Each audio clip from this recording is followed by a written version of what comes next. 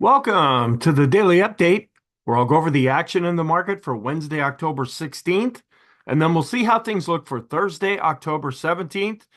Had a bit of a rebound, didn't quite get back what was lost on Tuesday, which we gained on Monday. So we're just kind of chopping around right now. But the broader market, the NYSE, is looking pretty strong right now. Small caps, at least for right now, are looking pretty good.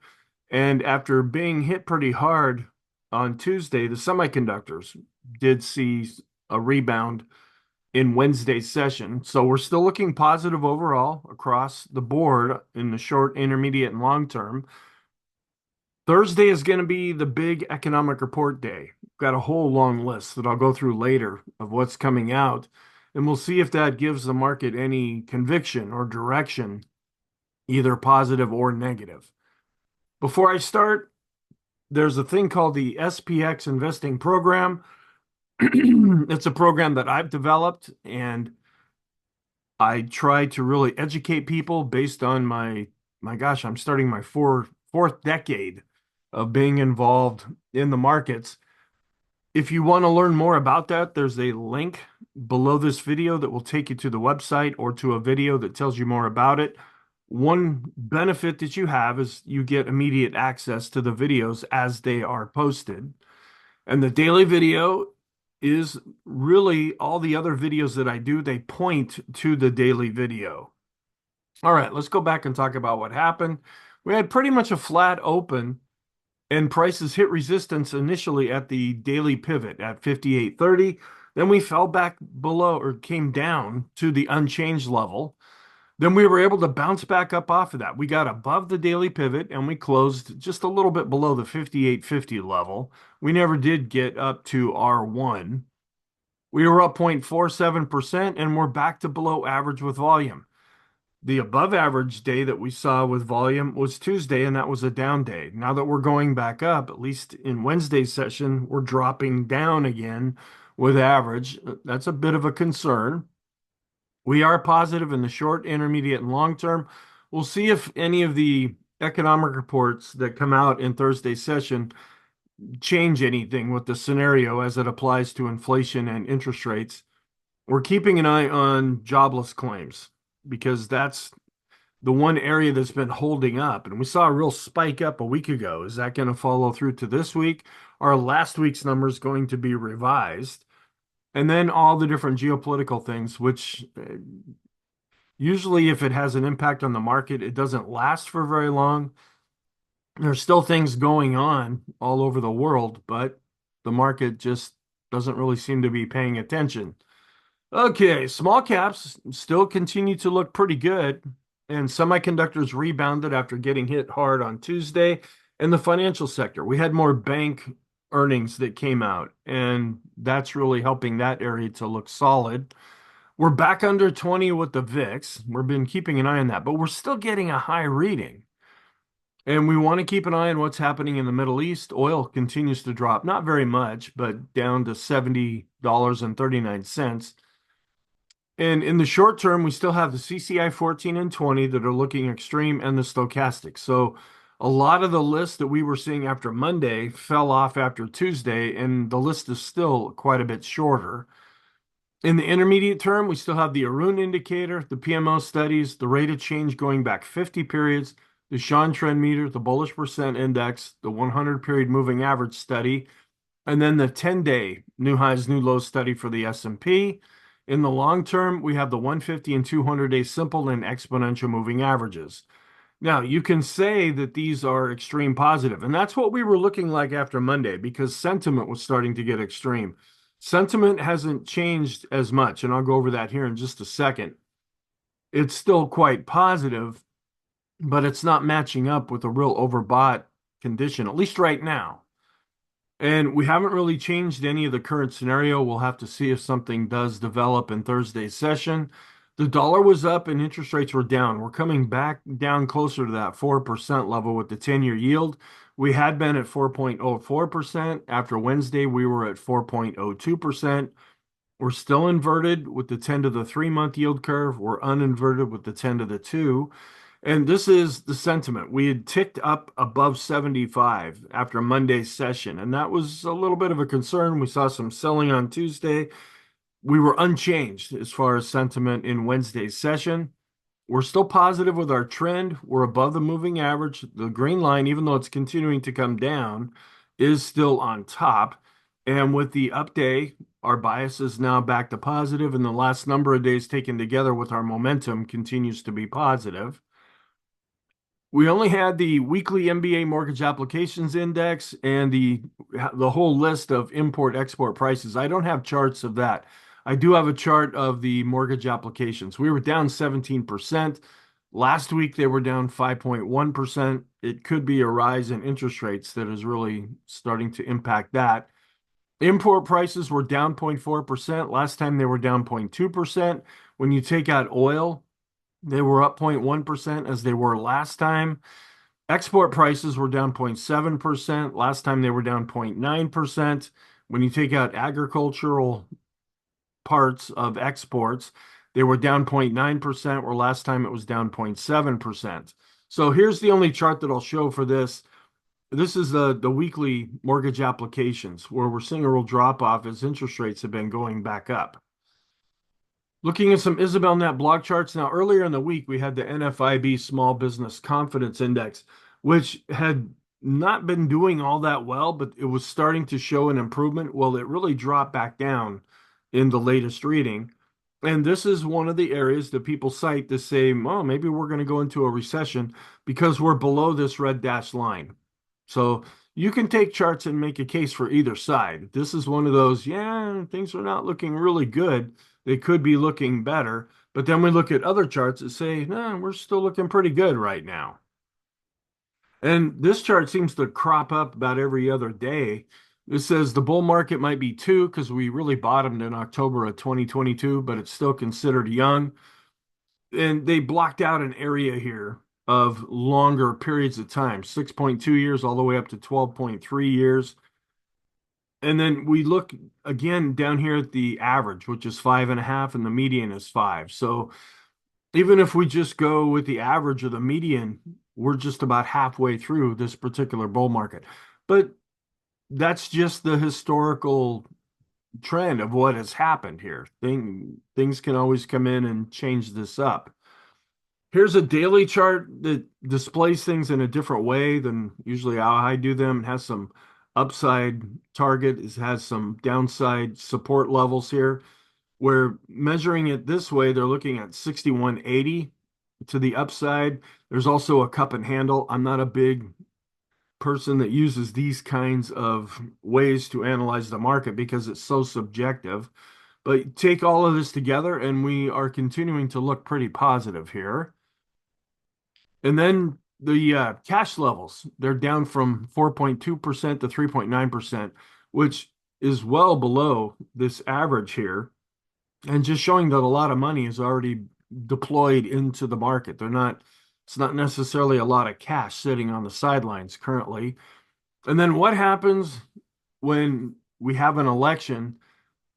When the S&P usually kept rising after an election if there was no recession. And okay, you think about it, well, that makes sense. The thing that really throws fear into the market is that we will go into a recession. And if we won't, that's more positive for the market. And so we're really right now on the left-hand side here, but we're getting closer. And then what happens? We tend to be positive after that if there's no recession and a divided government. That's what they like the most. Now, the reason they like the divided government, specifically in Congress, split between Republicans and Democrats, because then they can't get anything done, which their idea of getting something done is to pass more rules and to increase the spending and do things that generally the market doesn't like. Okay, sector fund flows, still seeing an awful lot of money going into tech overall. And then the commodity trading advisors, their allocation in gold, still looking positive right now and going up just a little bit in this latest chart here. And then October, they see the biggest monthly increase in equity allocation. Just seeing a lot of money going into stocks right now as folks are more positive on the market. And then where is the money going right now? A lot of money's going into utilities, okay, which have been performing quite well as bonds, even though bonds have been under pressure, at least this week so far, they've been doing a little bit better. And we're seeing an awful lot of money not going into cash right now. They're putting cash into the market. A lot of money coming out of energy and tech. And so this is one of those charts where they tend to follow what's already been successful. So I like to be ahead of the game and see these things developing before they even happen. But that's not how a lot of folks do this. They tend to chase things that have already gone up. Okay, and then Goldman Sachs Breadth Index currently coming in at 21. This differs from what I see. When I look at breadth, which is advanced declines, new highs, new lows, I kind of take those together. We're looking really solid. We're setting all-time highs with the S&P, and we're also looking really solid with the NYSE. And those are the real two areas that I look at. Where it looks a little bit more negative here, when you use the breadth index from Goldman Sachs, they're coming in with a bit of a lower reading, but it's still above this dashed line, so it's looking improved, much improved. And if you want to figure it out, here's the very easy math equation that you can use to do that. I didn't really spend any time on Twitter. Here's the intraday chart where we had kind of a flat open. It looked like maybe we were going to go down right off the bat.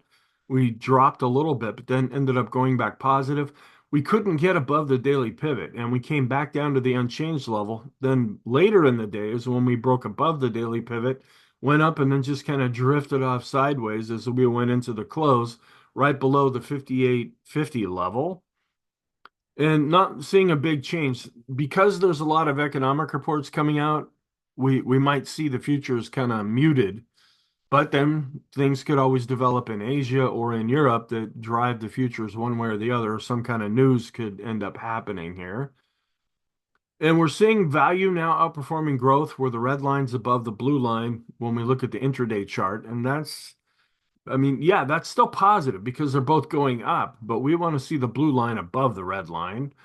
And we didn't see S&P growth of value really have that good of a day. It went down and then did repair itself a little bit, but we want to see it really moving up like it was at the beginning of October. That's when the S&P tends to do better. Lately, we've been seeing this coming under pressure. Our end of day chart, where growth was up, but only up 0.19%, where value was up 0.81%. So growth really underperformed. It also underperformed with the mid caps and the small caps. So we're going down with our small cap growth to value ratio, down with the mid cap growth to value ratio, and coming back down with S&P growth to value with this ratio, where we had been looking stronger. Now we're not seeing that so much. And we're coming down to the lower end of the rainbow when we look at the growth versus value ETF. And the discretionary to staples, just kind of chopping around here. Discretionary is doing okay, but we're also seeing a bit of a bounce back up with staples. So that's keeping the ratio positive for right now, but not really breaking out the way it was before. Large cap growth continues to look really solid. Our trend, even though we're seeing the green line coming down, we're still above the moving average. We're above 20. The green line is on top, so we still default to positive there. Also in the short term, we can see the green line coming down, but we're in a confirmed positive trend. And we're back to below average. Again, with volume, we did get the latest reading from Investors Intelligence coming in at 2.62. So kind of more the neutral area right now. And the VIX is just slightly under 20, both with the line chart and the bar chart, but still coming in with a quite high reading overall. Usually when we're near all-time highs with the S&P, the VIX is like at 13, 12, maybe it gets up to 14 or so. And the VIX of the VIX also declined just a little bit here, but we're still above the moving averages with these indicators. And we're rolling over a little bit. We're still showing that the momentum of the VIX continues to be up, but since we've been trailing off lately, the MACD is rolling over, but it hasn't switched to negative yet, or at least downward momentum.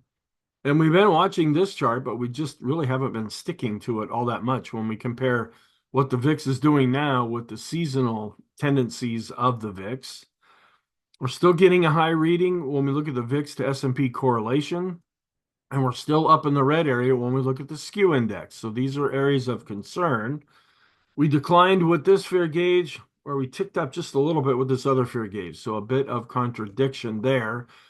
Not really seeing much of an improvement with the risk on to risk off ratio. It was virtually unchanged, but overall it's been going up, and that's more positive for stocks. And we went up with the equity put call ratio. Again, it could be some hedging ahead of retail sales and other economic reports that are coming out on Thursday. We're still pretty much declining and we're negative down here. We're trying to turn up a little bit with the 5-day equity put call ratio, but we're below this red line, and that often is an extreme reading. This gives it a little bit more context by looking at a longer term chart. And we're flattening out here with our 10-day average, looking at the equity put call ratio. Still getting a very high reading with volatility risk premium. So we're not really seeing much changes here. The market is still concerned and still expecting something big to happen. We think that might be to the downside, but we're just not seeing that played out. And other than what we saw on Tuesday, the advanced decline line is looking really solid right now, setting an all-time high here, both based on price and volume. And we really dropped off with the new highs since we didn't break out the way we did in Tuesday's session after the positive open. But we're still looking really solid with the new highs. We're going flat with the 5-day. We're still going up with the 10-day moving average. We're looking positive with the advanced decline ratio, both based on price and volume. Accumulation distribution could be coming back up to this point where we're getting a little far away from the moving average, but it's still positive. We're above an advancing moving average. And this is encouraging. The Chaikin money flow. This had been a concern, and I was really highlighting this part. We were coming down even though the S&P was going up, and then we had the down day on Tuesday, and this continued to fall. Well, with the bounce up that we saw in Wednesday's session, we saw the histogram really go back up enough to turn the red line back up. So this is now switching and looking more positive. But we didn't see much of a change here with the Chaikin oscillator. The vortex, the green line's above the red line, so we're positive, but we're not seeing the green line really advancing right now. And when we look at the cumulative advanced decline line for the S&P based on price, setting a new high here, based on volume, also setting a new high. And we're pretty much in tandem with each other when we look at the S&P and compare it to the NYSE advanced decline line. Breaking out with the cumulative advanced decline line for the NYSE, also setting a new high with the NYSE advanced decline line, and also breaking out with this other NYSE advanced decline line. So looking pretty solid there. That's why I kind of dispute the chart that I showed earlier, the Goldman Sachs breadth index. It's just not confirming what we're seeing with our charts. And we break it out based on common stock, hitting a new high here based on price and volume. So our advanced decline line looking pretty solid here. And small caps had a pretty good day. So we came down a little bit here with the ratio between large caps and small caps. They actually outperformed. We'll see if that can continue. And the stocks above their 20-period moving average looking pretty solid here. So we look at the study, since we're coming back above 70 again, this is suggesting good upward momentum in the short term. Looking good here with the 50-period moving average, still extreme with the 100-period moving average, which could also suggest good momentum. And just a little bit under 80 here with those stocks above their 200-day moving average. So in the short term, really, we're just kind of not really much to show here based on what is plotted on this chart, but we're back to below average with volume. Looking still pretty healthy here with the 20 period, 50 period, and we're still extreme with the 200 period exponential moving average on the S&P. No longer extreme, but coming back up and above the midpoint with the Stochk RSI, starting to get extreme again with the Williams percent R. And we're still extreme with the CCI 14 and the CCI 20. Getting extreme in the short-term stochastics, still declining in the intermediate, but extreme positive. Still looking extreme positive with the long short-term stochastics. And the force index coming back up after it had dropped slightly below the midpoint. The condition of the 20-period moving average still looking pretty solid. We're right matching up with the green and the blue lines here. Still above the simple and exponential moving averages. So the short-term trend is still looking pretty positive. And we're in the +2 channel with the standard deviations chart. So we're not necessarily extreme there. Looking at the intermediate term, the balance of power is positive. The 50 period moving average, we're still above the red line and the blue line, so that's holding up nicely. Still positive with the go no go system, positive with the highest high value. But the TTM squeeze continues to drop off. Even though we've been going up with price, this oscillator continues to decline and is actually looking more negative. And then the rate of change going back 50 periods, we're above this red line here, just meaning that we could be getting extreme. Other times when we saw this happen, you can see what price did after that. We're still positive with the ease of movement. We're positive with the S&P McClellan oscillator. We're still above zero, so the summation index based on price and volume are going up. That's positive. And we crossed back above zero with the NYSE McClellan oscillator. This had been a concern that we were still below zero. Now we're turning back positive. So the summation index based on price starting to turn back up, as well as turning up based on volume. The Erin is still giving a positive reading after it had been still kind of in extreme positive territory there. We're above zero with the oscillator, so this is still looking positive. And we're going up with the Swenlin trading oscillator based on price. That's what we've been seeing, but we're flat again for another day based on volume. That's a little bit of a negative divergence and a bit of a concern to us, but we're still looking positive since we have to focus on price most of all. Trying to turn back more positive with the momentum. The PMO is looking better, trying to cross back above the moving average based on price and going above the moving average here based on volume. So our PMOs that are rising, looking pretty good. The buy signals up, going up a little bit.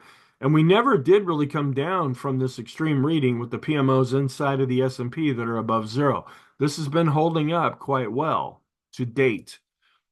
We've gone from neutral to positive with the Elder's Impulse system for the S&P. We're positive with the parabolic SAR.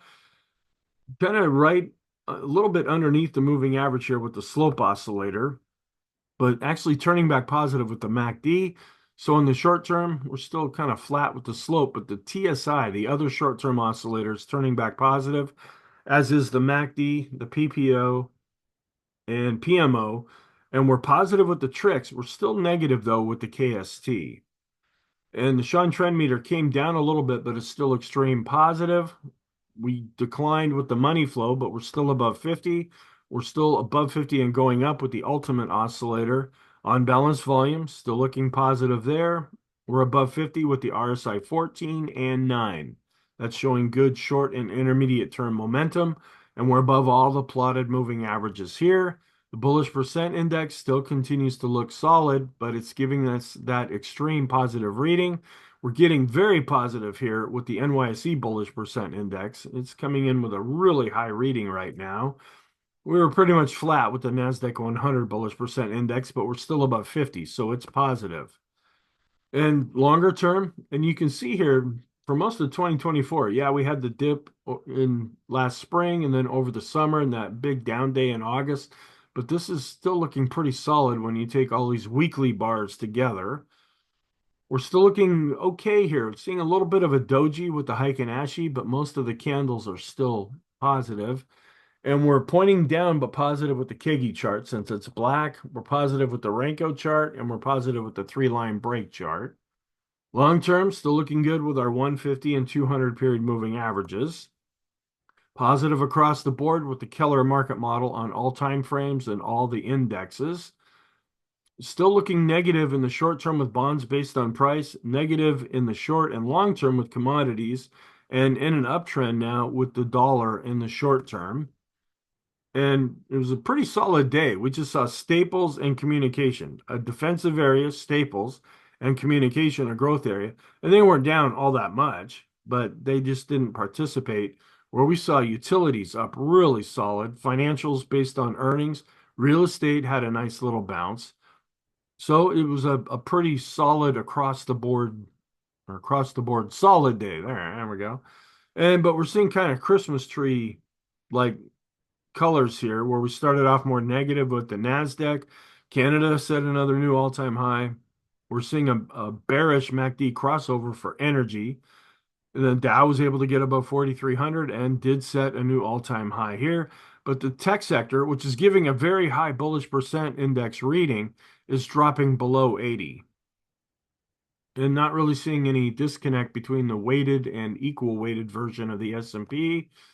And the Dow just, I mean, that's just barely an all-time high there. It's not an intraday high, but just barely eked out a closing all-time high. And we've gone from neutral to positive with the diamonds. The Nasdaq was up 0.28%, really didn't participate. And the Nasdaq 100 was just a little up. I mean, it was virtually unchanged, but still looking pretty solid there. We continue to be neutral with the Qs when looking at the Elder's Impulse system. We're a little bit concerned about this. The momentum for the Nasdaq 100 is slowing down, and that's bringing the PPO back down to its moving average. We are in danger of crossing below this moving average. And small caps had a good day, up 1.39%, but still have not broken out above this range. Are they going to be able to keep going, or are we just going to get to the top of this range and then start to fall back? And we continue to be positive. This actually looks pretty good. These green bars going up is pretty solid for the small caps. When we look at the Russell 2000 small caps, we're starting to get extreme with the RSI, and the momentum continues to be positive. Mid caps also doing okay, up 0.92%, and continue to look pretty healthy here with the Elder's Impulse system with the green bars. The Wilshire not setting an all-time high, but up 0.54%, still looking good there. The total U.S. stock ETF up over 0.5%, not setting an all-time high, but still looking quite strong. And we're ticking back up, but overall, we've been seeing this ratio going down when we compare staples to tech. And that's what we want. If we're more positive, we want this ratio to come down. If it starts going up, that's meaning, could be meaning that the market is getting more defensive and getting ready to go down. Financial sector looking really solid, setting an all-time high. The FANG index virtually unchanged and not really participating right now. So we're still in between this short-term trend line and this longer-term trend line. We're above the longer-term trend line, but still below the shorter-term trend line. Apple was down 0.89%. Amazon was down 0.43%. Microsoft, we're watching to see if there's going to be a death cross here. It's not happening quite yet, but it continues to just kind of chop sideways over the last few sessions. Google, as you can see, all these little minus signs up here. That's why we didn't really see any strength in the market, even though we were up on the day with Google. Meta was down 1.62%. And Nvidia, it was kind of the lone shiner because it got hit pretty hard on Tuesday. Well, it bounced back 3.13% on Wednesday. And Tesla was up 0.8%, but still below its 50-day moving average. Netflix was down over 0.5%, but still above its 50-day moving average.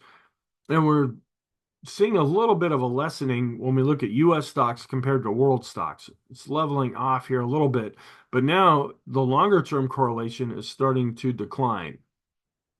Oil, we're getting down to that 70 level again. The dollar continues to go up, even though it's still in a downtrend as measured by the moving averages. And we've been declining with the 10-year yield after really going back up. Now it's starting to come back down. So we were up based on price for the 10-year. And starting to drop down a little bit as we compare the Qs to S&P. That's not what we want to see. We want to see this above an advancing moving average. We did see a bit of an improvement, but we're still below the moving average when we look at discretionary to the S&P. And large cap growth is right on the moving average, even a little bit below when we compare it to large cap value. So not really seeing an awful lot of strength here with the large caps, mid caps, and small caps are dropping below their moving average. And we've been declining overall with the S&P to utilities ratio. We want this to go up, but it's continuing more or less to go down.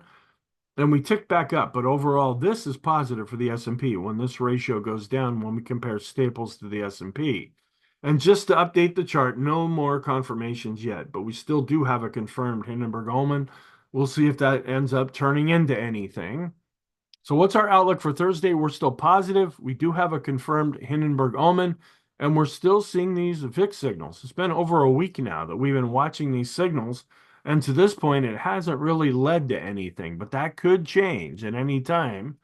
We're going to get weekly jobless claims and continuing claims, retail sales, the Philadelphia Fed Index, industrial production and capacity utilization, business inventories, and the NAHB Housing Market Index. So this was like the big list for the day. Retail sales, we want to keep an eye on jobless claims as well. I keep an eye on industrial production, and I'll have, as well as capacity utilization, and I'll have charts to show these after they come out and for Friday's video here. And then just keeping an eye on all the different crazy stuff going on in the world to see if it impacts the market. So then we'll just have housing starts and building permits coming out on Friday. Here is a look at what this economic calendar is showing as being the most important economic reports of the week. Seasonality, we're neutral to positive with the Dow. We're just flat out positive with the S&P, and we're neutral to positive with the NASDAQ for October 17th. We are dealing with options expiration. Friday will be options expiration day, where we tend to be up more than down. Be a little concerned, though, the week after options expiration, historically, we're down a little more than up. And looking at this chart, we do see some positive seasonality for the S&P during an election year.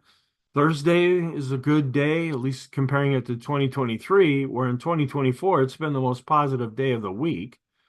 And I'm not sure what to think about all this up, down, all around. Market's just not following seasonality. And then I actually showed this chart in yesterday's video, but I wanted to include it, and I put a red box around the current day. When companies announce and then do buybacks, that can be really positive for the market, but they have blackout periods when they're getting ready to report their earnings. And so I have a red box around, this will be Thursday's session here. And just to see that it's coming down, it's not as impactful as it had been, but it's still giving us quite a high reading. And then this will be Friday, and then we'll just keep following this until we work our way more through earnings season. So what are the warning signs? We still have this Hindenburg almond, which hasn't seemed to matter yet. I took the weak seasonality off of there because we're just not paying attention to that. We are keeping an eye on the defensive sectors like utilities, which could also be considered a growth area because of all this need for electricity going forward. We're watching energy more for geopolitical reasons. Healthcare, that's also another defensive area, as are staples. We're keeping an eye on the growth to value ratios. Didn't really do all that well in Wednesday's session. Discretionary to staples, the ratio is holding up fairly well. We saw some improvement with discretionary in Wednesday's session. And we're watching these multiple VIX signals, but we're back under 20 when we look at the VIX. Positive signs. We're looking better here with accumulation distribution, but we could be getting to that extreme reading again as measured by the boom indicator. The chicken money flow is improving, where this had been a concern for the last probably week or so. I've been pointing that out. Seeing that really move up in Wednesday's session is more encouraging. The chicken oscillator is just kind of fluttering around right now. We're looking extreme when we look at the 5-period equity put call ratio, and that can be negative, meaning that we might start to turn and go up, which is usually negative for stocks, but we're still for the most part going down with the 10-day chart. And we're back to looking positive across the board with the S&P and NYSE McClellan oscillators and summation indexes. The advanced decline lines are looking good. Our oscillators are actually turning more positive now. And we're still extreme with the bullish percent index, but looking, even though we were flat, still positive with the NASDAQ 100 and setting a high now with the NYSE bullish percent index. The parabolic SAR is positive. The vortex, we're still seeing a bit of a divergence here where price continues to go up with the Swenlin trading oscillator, but we're flat based on volume. The money flow, the ease of movement, and the ultimate oscillator are positive.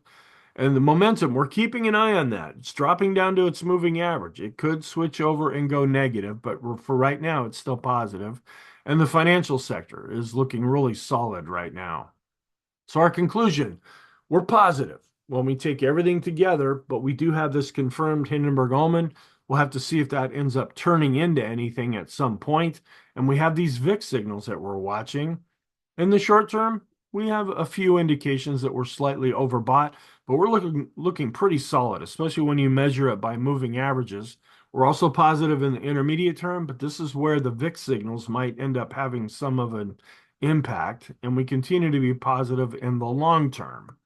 Thank you. I hope you have a really good day, and I will talk to you in the next video.